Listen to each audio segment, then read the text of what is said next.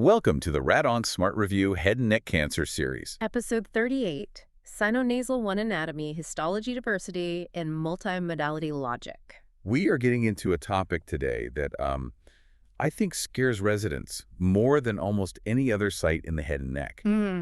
We are talking about the sinonasal tract. And I say it scares people not because it's common, because it really isn't, but because it is just astronomically high yield for exams. It's the ultimate paradox of our field, isn't it? If you look at the raw epidemiology, we're talking about maybe, 2,000 cases a year in the United States? Something like that.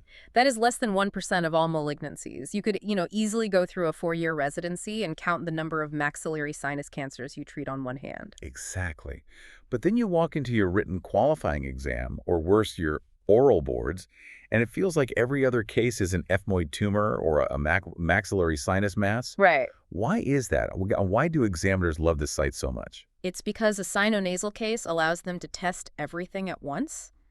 It's a high-fidelity simulation of your ability to think in 3 dimensions. Okay. You have this incredibly complex anatomy sitting right at the interface of the skull base, the orbit, and the brain. And then you layer on this just unbelievably diverse histology. It's not just squamous cell. Not at all. It's not just squamous cell carcinoma. You have to know how to manage esthesioneuroblastoma, adenoid cystic carcinoma, mucosal melanoma, SNUC. I mean, the list goes on. It's a minefield. Yeah. And unlike, say, the oropharynx or the larynx, where we have these massive phase 3 trials guiding every single move, here we're often flying without a net.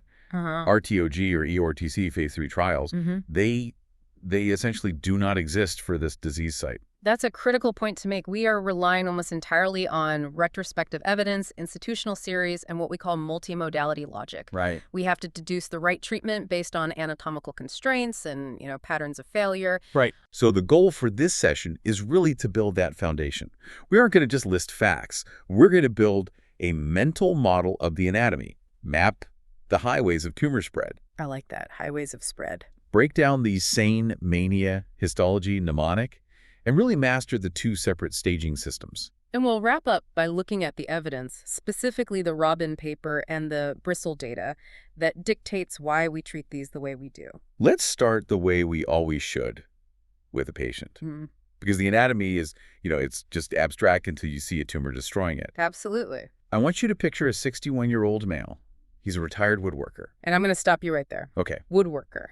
In any other disease site, that's just social history filler. In sinonasal cancer, that is a flashing red light. It absolutely is, and we'll circle back to the specific histology the links to later. Yeah. He also has a 40-pack year smoking history. Okay. He presents with a 6-month history of progressive right-sided nasal obstruction and intermittent epistaxis. But here's the symptom that changes everything. Let me guess. Numbness. Numbness. He has a new complaint of right cheek numbness, specifically along the upper lip. V2. That symptom profile just shifted the conversation from bad sinus infection to skull base emergency. His dentist actually picked up on this, first noted a loosening of the right upper molars, and sent him to ENT. Smart dentist. On exam, there's a friable mass visible on anterior rhinoscopy filling the right nasal cavity. There's fullness of the right cheek, and that diminished sensation in the V2 distribution is confirmed. Okay, V2 numbness. Keep that locked in your mind. That is the key to the entire case. He gets a CT with contrast. It shows a large right maxillary sinus mass. There's destruction of the posterior wall extending into the pterygopalatine fossa. The PPF. The PPF. There's erosion of the orbital floor with displacement of the orbital contents, but no frank invasion of the fat just yet. Okay, so it's pushing, not invading. Pushing, not invading.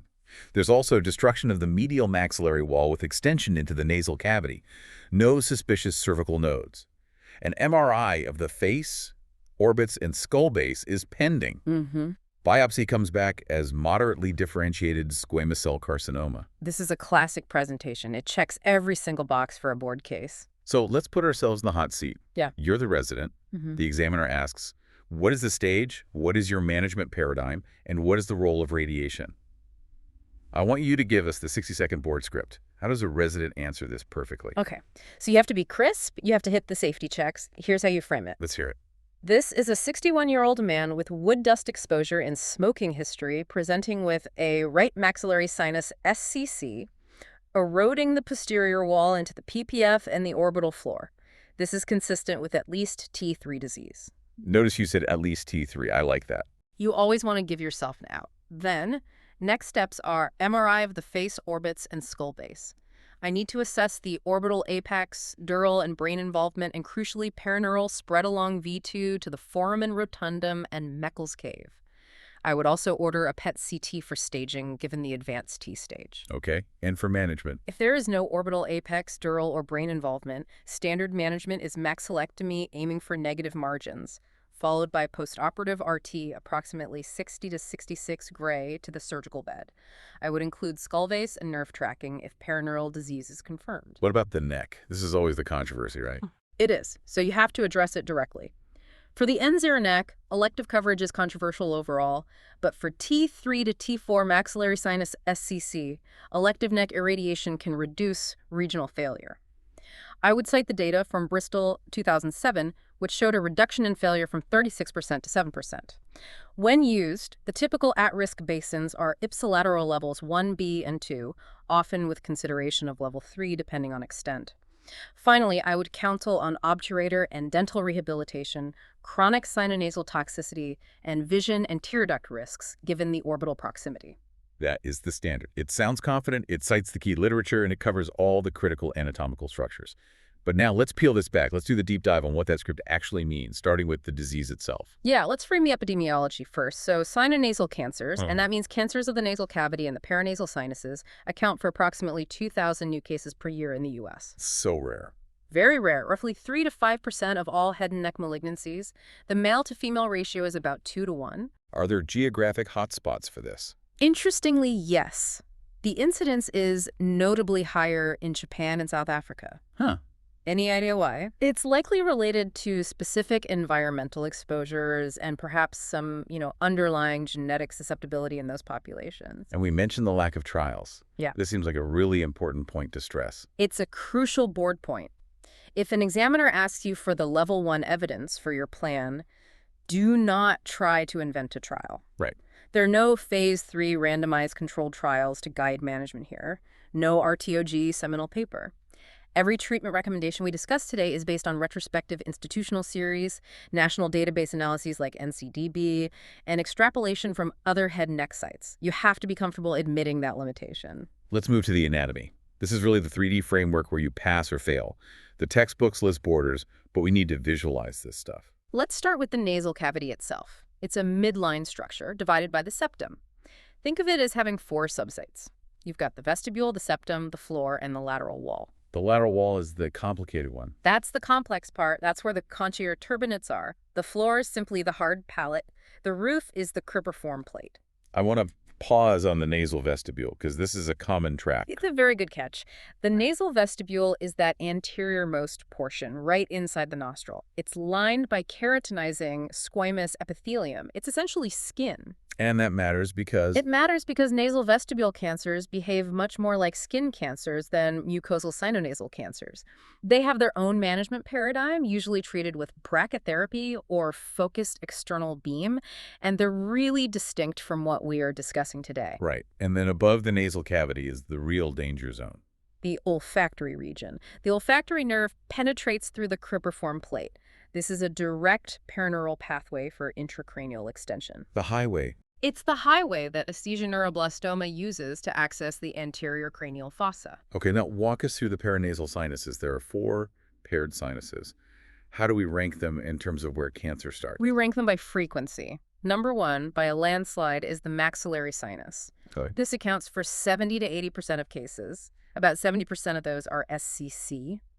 It also has the highest rate of nodal metastasis among all the paranasal sinuses at around 10 to 15%. You really need to know the borders of the maxillary sinus cold. Huh. I like to think of it as a box. It is a 6-sided box. Let's box it in. Anterior is the facial bone. Right. Anterolateral is the zygomatic arch. Posterolateral is the infratemporal fossa. Posterior, and this is the most critical one, is the pterygopalatine fossa, or PPF. The PPF, again. Always. Superior is the orbital floor, inferior is the hard palate, and medial is the nasal cavity. Every single one of those borders defines a potential route of tumor spread. If it goes up, it hits the eye. If it goes back, it hits the skull base. Exactly.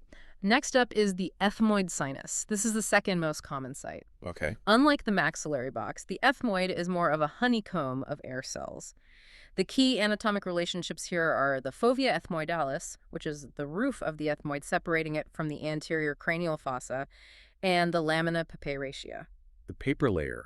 I remember that from anatomy. Yes, the lamina papyracea is the paper, thin lateral wall separating the ethmoid from the orbit. And because it's so thin, it offers almost no resistance to tumor spread. Ah, okay. That is why ethmoid tumors invade the orbit much earlier than maxillary tumors. You have to remember that name. It's a classic oral board trap. And finally, sphenoid and frontal. These are rare as primary sites, and here is a critical board pearl.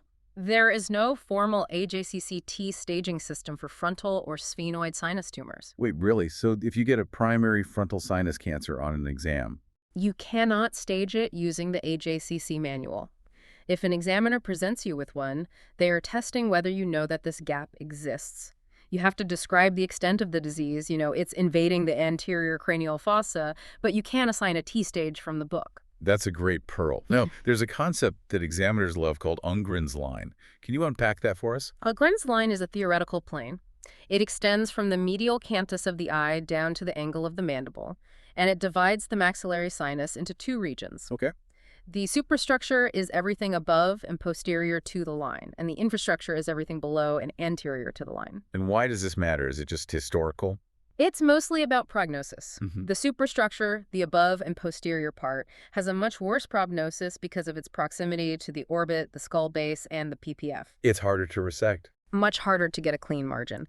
Superstructure tumors are typically at least T3 at presentation. The infrastructure, the below and anterior part, generally has a better prognosis. It's more accessible for the surgeon, but it can involve the palate, which has its own functional issues. So we don't use it for staging, but it's a good conceptual framework. Exactly. We talked about spread patterns, but I want to use your highway analogy. Yeah. How does this tumor actually move through the skull? Sinonasal cancers spread by direct extension, and the anatomy basically dictates the routes. So from the maxillary sinus, posterior spread reaches the PPF. Mm-hmm. Now, the PPF isn't just a space. It contains V2, the maxillary division of the trigeminal nerve. And that ties right back to our case patient. Exactly. The patient had cheek numbness. That implies V2 involvement.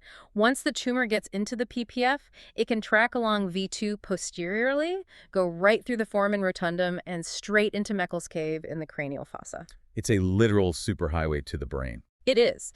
Now, from the ethmoid sinus, superior spread goes through the cribriform plate, that's the olfactory nerve highway, into the anterior cranial fossa. Lateral spread goes through the lamina papyracea right into the orbit. Let's talk risk factors.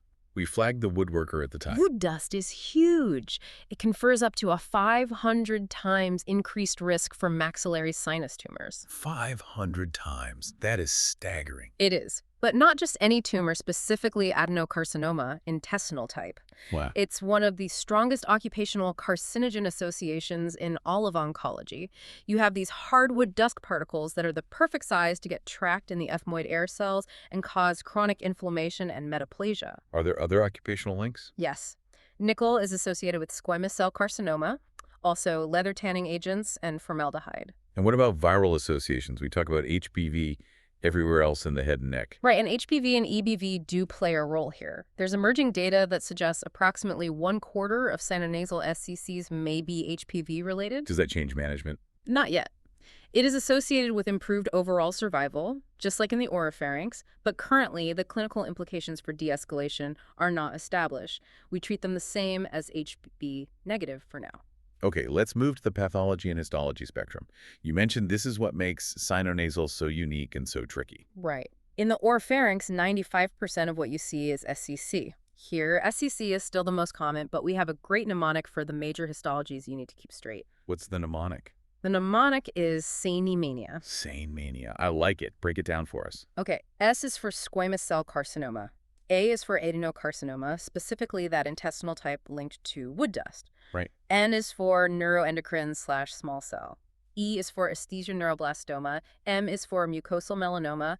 A is for adenoid cystic carcinoma. Okay, so that's SANMEE. What's the NIA? N is for NUT carcinoma. I is for inverted papilloma. And A is for sarcoma/lymphoma. That's a really comprehensive list. Let's do a deep dive into a few of those. Yeah. SCC is the most common. We treat it roughly like other head and neck SCCS, right? Surgery plus or minus RT. Correct, but let's look at adenoid cystic carcinoma, or ACC. This is a fascinating tumor. The defining feature here is perineural invasion, or PNI. It loves nerves. It hunts them. It has the highest rate of PNI of any histology. Its growth pattern under the microscope goes from tubular, which is the best, to cribriform, to solid. And if it's greater than 30% solid component, that equals high grade. And the natural history is unique too, isn't it? It's so unique. It's slow but relentless. We call it the 10-year rule. You haven't survived ACC until you've survived 10 or 15 years because it has a high rate of late distant metastasis, particularly to the lung. So what's the management principle? Management principle is treat the nerve, not necessarily the neck. Nodal mets are pretty uncommon, maybe 5 to 10%, so we don't routinely treat the neck. Yeah. But we aggressively cover the nerve pathways all the way back to the skull base. Okay, what about SNUC? Sinonasal undifferentiated carcinoma. This is the aggressive beast. It grows fast, metastasizes early. The key here is that induction chemotherapy is a major consideration. And per NCCN, systemic therapy is mandatory if neuroendocrine features are present. You can't just cut it out. No, you cannot just cut this out. It's a systemic disease from the get-go. And esthesioneuroblastoma. Also called olfactory neuroblastoma. This one arises from the olfactory neuroepithelium in the superior nasal cavity. It has its own staging system called Kaddish staging. We'll have a full episode on that later, but just know that it can be indolent or aggressive depending on the grade. Mucosal melanoma. Terrible prognosis. The staging actually starts at T3. Wait, there's no T1 or T2? There is no T1 or T2 for mucosal melanoma. If you have it, it is automatically T3 or higher. That tells you everything you need to know about its aggression. Wow, okay. And lastly, inverted papilloma. It sounds benign. It is benign technically, but approximately 10% of them harbor an invasive carcinoma component. And even if it's benign, it has a high recurrence rate. So what's the board question here? The classic board question is, you remove a benign inverted papilloma, but final path shows invasive SCC deep inside. What do? The answer is you treat it as a carcinoma. Go back, make sure the resection is adequate, and then give radiation to 65 to 70 gray. Got it. Moving on to workup and staging, we have the standard exam and endoscopy. Let's talk imaging, CT versus MRI. Do we really need both? You absolutely need both. They tell you completely different stories. Okay. CT, with contrast, is for the bone. You need to see erosion of the orbital floor, the lamina papyracea, the cribriform plate. MRI is for the soft tissue and the nerves. You needed to see PNI along V2, dural invasion, and infiltration of the orbital fat. You simply cannot contour the nerve pathway accurately without the MRI fusion. And for biopsy? Transnasal is the rule. The NCCN specifically notes to avoid a canine fossa puncture or the Caldwell-Luke approach for biopsy of maxillary sinus tumors. And why is that? It's all about seeding. If you puncture through the cheek or the canine fossa, you potentially seed the tumor into the soft tissues of the face, which changes the stage and the resection required. You have to keep it transnasal. Now, staging. This is where people get tripped up. There are two separate AJCC staging systems. Yes, you must know both, and you must not mix them up. First is the maxillary sinus T staging. This one is all directional. Okay. T1 is mucosa only. T2 involves bone erosion, specifically of the hard palate or nasal cavity. I want you to think down and in. That's the safe direction. Down and in is T2. T3 involves the posterior wall, subcutaneous tissues, orbital floor, or, and this is key, the PPF. Think backing up. If it reaches the PPF, it is T3. Okay, and T4? T4 is split. T4A involves the anterior orbit, skin, or pterygoid plates. This is still potentially resectable. T4B involves the orbital apex, the dura, or the brain. This is typically unresectable. Okay, so maxillary is down in for T2, back up for T3. Yeah. What about the second system for the nasal cavity and ethmoid sinus? This one relies on subsites. T1 is one subsite, T2 is two subsites. But the money is on T3. We use the mnemonic COMP for T3 in the nasal cavity / ethmoid. COMP. COMP. What does it stand for? C is for cribriform plate. O is for orbit, specifically the medial wall or floor. M is for maxillary sinus. And P is for palate. So if an ethmoid tumor extends to involve any of those COMP structures, it's a T3. That's it. If an ethmoid tumor touches the cribriform, it's T3. If a maxillary tumor touches the PPF, it's T3. That's a great way to separate them. And T4A and B are similar to the maxillary system. Very similar. T4A is anterior orbital contents or skin. T4B is orbital apex or brain. Let's touch on nodal staging before we move on. As we said, regional nodal disease is pretty uncommon overall compared to, say, the oropharynx. Maxillary sinus has the highest risk, and it involves levels 1, B, and 2. Any histology-specific rules for nodes? The big one is esthesioneuroblastoma. A caddish C stage requires treating the bilateral neck, levels 1, B, 2, and the retropharyngeal nodes. But generally, unless the tumor extends down to the palate or back to the nasopharynx, nodal risk is lower than other head and neck sites. Okay, let's get to the logic of treatment. We said multimodality therapy is the default. Why? Why not just surgery? Or just radiation? It comes down to two things: anatomic reality and retrospective evidence. Okay. Anatomically, wide margins are impossible near the orbit and brain. You can't take a 2-centimeter cuff of normal brain tissue just to be safe. So microscopic residual disease is the norm, even if the surgeon says negative margins. And the evidence backing this up. The key paper you need to quote is by Robin et al., published in Cancer in 2017. It was an analysis of the National Cancer Database looking at Sinonasal SCC. What did they find? They found that multimodality therapy, meaning surgery, plus post-op RT or chemo-RT, had significantly better hazard ratios, around 0.65 to 0.69 compared to surgery alone. And what about single modality? RT alone was inferior. Chemo alone was inferior. So even though we don't have a phase 3 trial, the database signal is strong that the combination is superior. Very strong. And you have to remember, despite this aggressive therapy, 5-year overall survival still hangs around 45% for all stages. Wow. That tells you we need to throw everything we have at it. We can't afford to de-escalate. So let's walk through the standard pathways based on that logic. For resectable disease, T1 to T4A. Surgery is primary. Partial or total maxillectomy. The goal is negative margins. Then, post-op RT is recommended for T3 and T4A disease, even if the margins are negative and nodes are negative. That's a Category 2B recommendation in NCCN, correct? It is. A T3 implies you are right up against critical structures. The risk of local recurrence is just too high to observe. And of course, if you have adverse features like positive margins or ENE, you add concurrent chemo, typically cisplatin. And for unresectable disease, T4B. That's definitive chemo-RT as the standard. We aim for 70 gray. Now, there's a very specific NCCN footnote we need to highlight. Footnote J. Ah, yes, footnote J. This lists the histologies where mandatory systemic therapy is required. These are SNUC with neuroendocrine features, small cell carcinoma, and high-grade esthesioneuroblastoma. So for those, you can't just do local therapy. You cannot. They have a high propensity for distant failure. You must involve medical oncology from day one. Let's talk about induction chemotherapy. We hear about this for SNUC. What's the logic there? This is based largely on the logic seen in a study by Amit et al. From MD Anderson in 2019. They showed that response to induction actually predicts survival. How so? If a patient had a partial response or better to induction, that told them the tumor was chemosensitive. Those patients had good survival with definitive chemo-RT, and it allowed for organ preservation. And if they didn't respond? But if they had less than a partial response, they did poorly with chemo-RT and actually did better if they went on to get surgery. So it's a way to select the right local modality. It's like a functional biomarker. Exactly. It's response-adapted therapy. Let's briefly mention two other key papers for the evidence base. Su et al. And Bristol et al. Su et al. From Korea in 2016 compared IMRT to 3D conformal RT for maxillary sinus cancer. They found IMRT was superior in terms of local regional control. And this wasn't just about side effects. No, that's the key. Being able to carve the dose around the optic nerve actually led to better cancer control.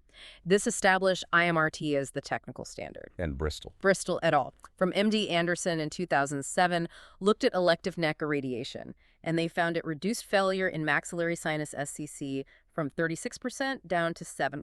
And that's the number to quote. That is the data point you quote when you decide to treat the N0 neck in a T3 or T4 maxillary cancer. Okay, let's move to treatment techniques and planning. We're at the simulator. Thermoplastic mask, mouth block, or bite block to separate the tongue and palate. This pushes the tongue out of the high-dose region. And crucially, you need MRI fusion. You cannot accurately contour the nerve tracking without it. What are our dose specifications? For definitive RT, we go to 66 to 70 gray, at 2 grays per fraction.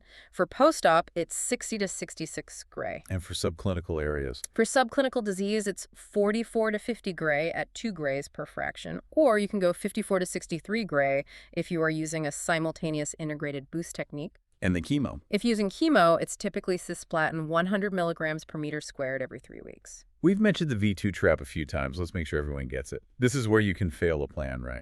This is a major failure point. The trap is this.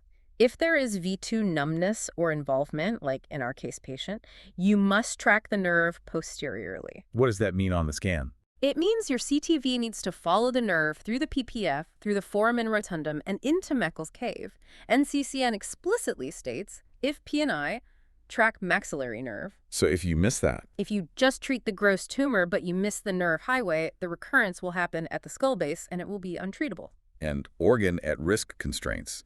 The eyes are right there. This has to be a high-stress plan. It is. The optic chiasm and optic nerves are critical. The goal Dmax is less than 55 gray.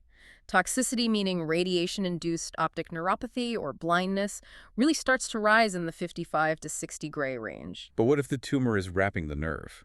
The general rule is to prioritize the optic structures over the gross disease only if there is a documented trade-off. Usually the strict constraints apply unless cure is impossible otherwise. You have to have a very honest conversation with the patient. The vision versus cure talk. Exactly. I can spare your vision and risk recurrence, or I can burn the nerve to kill the cancer and risk blindness. And don't forget the lacrimal gland. Chronic dry eye is a major quality of life issue. Let's wrap up with clinical pearls and board review. First, toxicity. Okay. Acute effects are what you'd expect. Mucositis and dermatitis. The late effects are what scare us. Which are? Vision loss from radiation-induced optic neuropathy. Epiphora, which is that chronic tearing due to lacrimal duct irritation or fibrosis. Cataracts if the lens gets more than 6 to 10 gray. And, of course, osteoradionecrosis. Okay, oral board traps. Recap the top 3 for us. Trap 1. Using the wrong staging system. Don't stage an ethmoid tumor using maxillary criteria. Remember, ethmoid uses SICO-MP. Got it. Trap 2. Missing the PNI highway. Failing to contour V2 back to the skull base when it's indicated. And trap 3. Treating all histologies the same. For example, missing the mandatory systemic therapy for SNUC or esthesio. All right, let's do some simulation. I'll give you a scenario. You give me the quick answer. Let's do it. Question 1. A 58-year-old man, ethmoid mass, lamina papyri invasion, cribriform plate erosion. What is the stage? That is T3. Remember the mnemonic COMP, cribriform plate, and orbit are involved. That defines T3 for ethmoid. Perfect. Question 2. A 65-year-old woman, maxillectomy for T3 and 0 adenoid cystic carcinoma. Margins are negative, no PNI. What is the next step? Post-op RT with nerve pathway coverage. Even with negative margins, a T3 ACC needs radiation. And crucially, you treat the nerve path, but you do not treat the neck routinely for ACC. Excellent. Question 3. 45-year-old man, SNUC with neuroendocrine features, skull base invasion. What's the approach? Induction chemo followed by response-adapted therapy, and you must include systemic therapy per NCCN guidelines because of those neuroendocrine features. This has been a really comprehensive review. Let's summarize the key takeaways. I think so. Sinonasal cancers are rare but incredibly complex. SCC is common, but you have to know the diverse histologies, saying mania, because they completely alter management. And treatment. Multimodality therapy is the default, and that's supported by the Robin data. And anatomically, remember Ongren's line, the COMP mnemonic, and the vital importance of tracking V2 to the skull base. That brings us to the end of this episode. Complete practice oral boards at radonsmartlearn.com and subscribe to Radon Smart Review for our next episode. Thanks for tuning in.